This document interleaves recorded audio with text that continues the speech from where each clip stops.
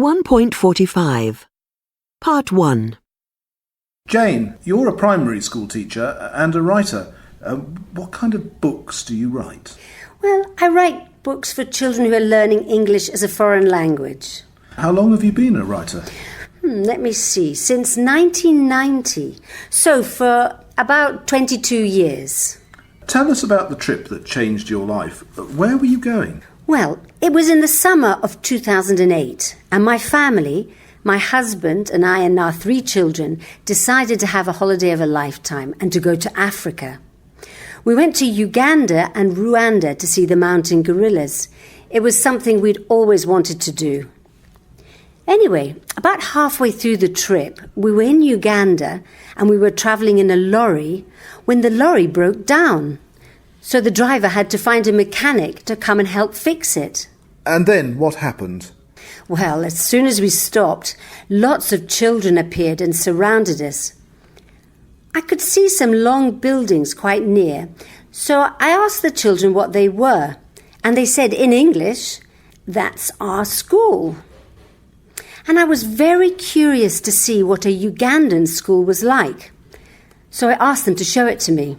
What was it like? I was shocked when I first saw it.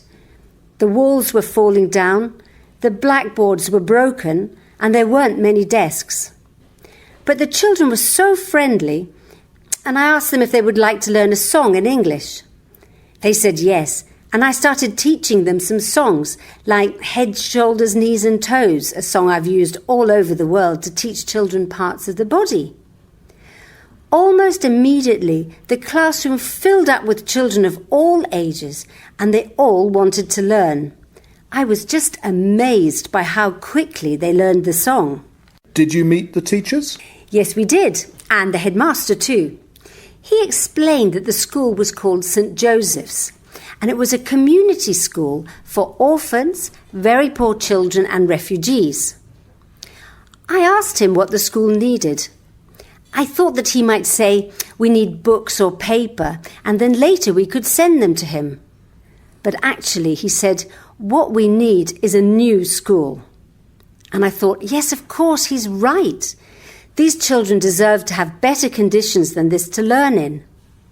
So when I got back home, my husband and I, and other people who were with us on the trip, decided to set up an organisation to get money to build a new school. 1.46 Part 2. So, Adelante Africa was born. Why did you decide to call it that? Well, we wanted a name that gave the idea of Africa moving forward. And my husband is Spanish, and he suggested Adelante Africa because in Spanish, adelante means go forward.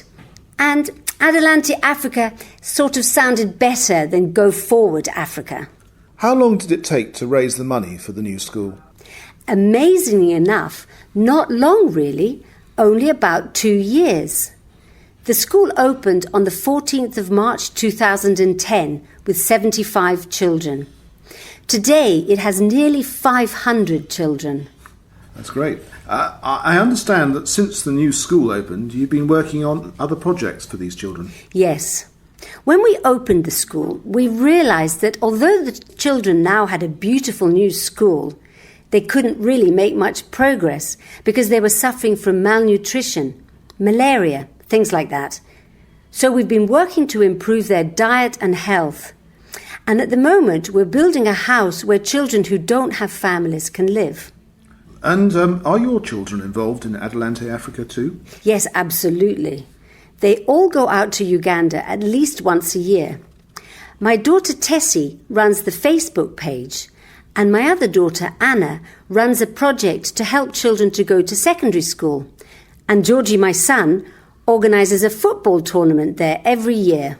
And how do you think you have most changed the children's lives? I think the school has changed the children's lives because it has given them hope. People from outside came and listened to them and cared about them. But it's not only the children whose lives have changed. Adelante Africa has also changed me and my family. We have been very lucky in life. I feel that life has given me a lot. Now I want to give something back. But it's not all giving. I feel that I get more from them than I give. I love being there. I love their smiles and how they have such a strong sense of community. And I love feeling that my family and the other members of Adelante Africa are accepted as part of that community. And do you have a website? Yes, we do. It's www.adelanteafrica.com.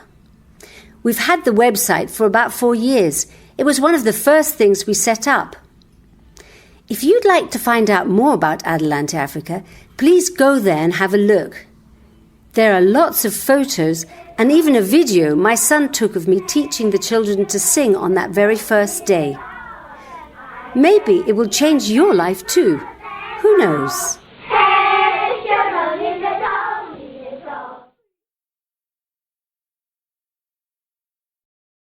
1.47. They've known each other for 10 years. Julia has had that bag since she was at university. How long have you worked here? Since 1996. How long has your brother had his motorbike? For about a year. 1.48. 1. How long have you been learning English?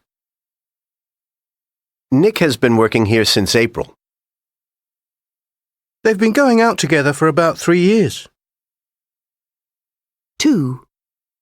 Your eyes are red. Have you been crying? No, I've been cutting onions. 1.49. 1. How long have you been learning French?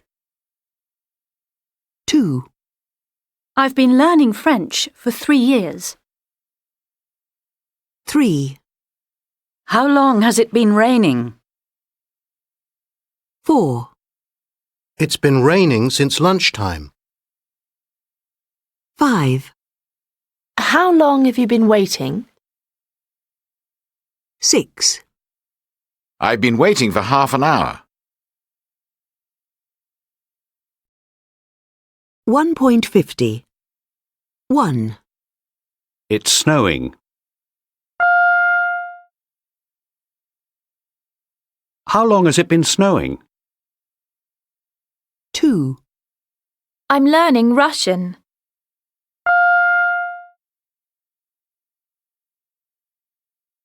How long have you been learning Russian?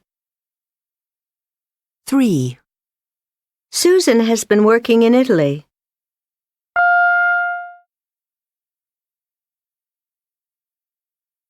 How long has Susan been working in Italy? 4. John is looking for a job.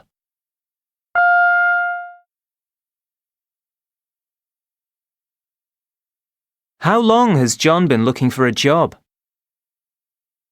5.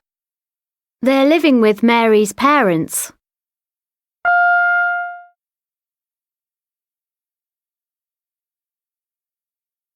How long have they been living with Mary's parents? 6. I'm going to salsa classes.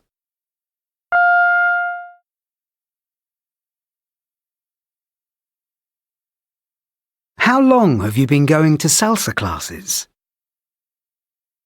7. It's raining.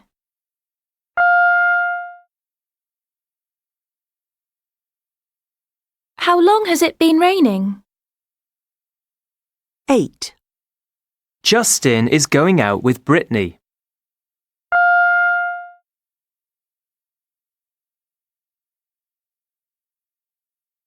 How long has Justin been going out with Brittany? 1.51. Phone call 1. Everything went wrong. I only managed half a day on Wednesday, the first day, and on Thursday we started late, so I'm already behind. I've been suffering from the heat. It's absolutely boiling and the humidity is 100% at lunchtime. I went the wrong way and I had to paddle against the current. I was exhausted. They asked me, "Do you want to give up?" But I said no, because I've also been having a wonderful time. There are pink dolphins, pink, not grey, that come close to the boat. I think that if I can do 100 kilometres a day, then I can make it. Phone call 2. I've been on the Amazon for a week now, and I've been paddling for 6 out of the 7 days. The river is incredibly wide, and it's very hard to paddle in a straight line. The water is so brown that I can't see my paddle once it goes under the surface. It looks like melted chocolate. I start at 5:30 in the morning, and I paddle for at least 10 hours, from 5:30 a.m. until dark, with only a short break for lunch. My hands have been giving me problems. I have big blisters. I now have them bandaged in white tape. I'm usually on the water for at least 10 hours. It's boring at times, exciting at others. I listen to music on my iPod.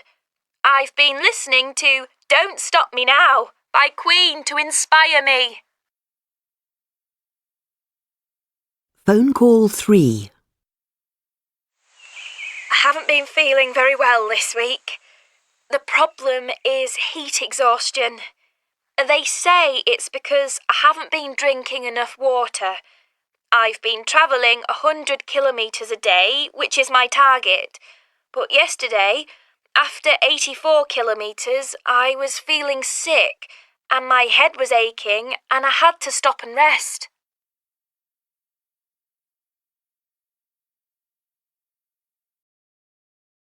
(1.52). Phone call 4. I haven't had any music for the last 3 days because my iPod broke, so paddling has been getting more boring. To pass the time, I count or I name countries in my head, and sometimes I just look up at the sky. Sometimes the sky is pink with clouds that look like cotton wool. Other times it's dark, like the smoke from a fire, and sometimes it's bright blue. The day that I reached the halfway point in my trip, the sky was bright blue. I'm superstitious, so I didn't celebrate. There's still a very long way to go.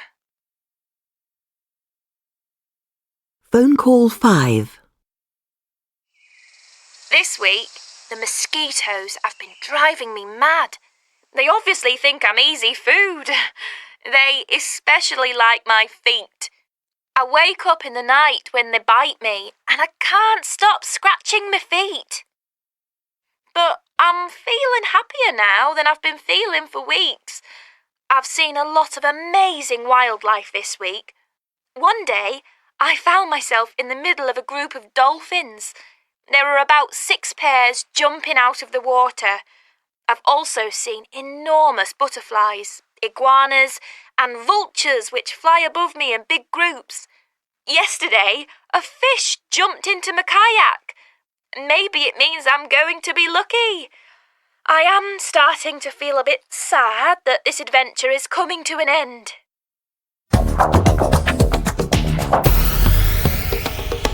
And finally, on the news, BBC presenter Helen Skelton has successfully completed her 3,200-kilometre journey down the Amazon River in a kayak.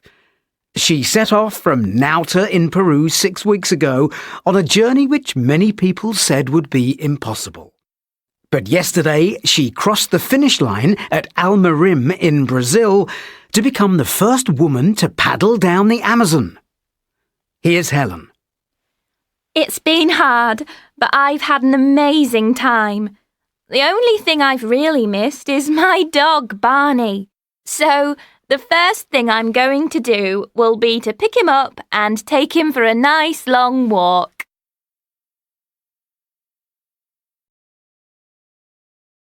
(1.53). 1. Was Lisa's father angry about the car? Yes, he was furious. 2. Is Oliver's flat small? Yes, it's really tiny. Just a bedroom and a sitting room. 3. Are you afraid of flying? Yes, I'm terrified. I never fly anywhere. 4. Was the food nice? Yes, it was delicious. 5. Are you very hungry? I'm starving. I haven't eaten all day.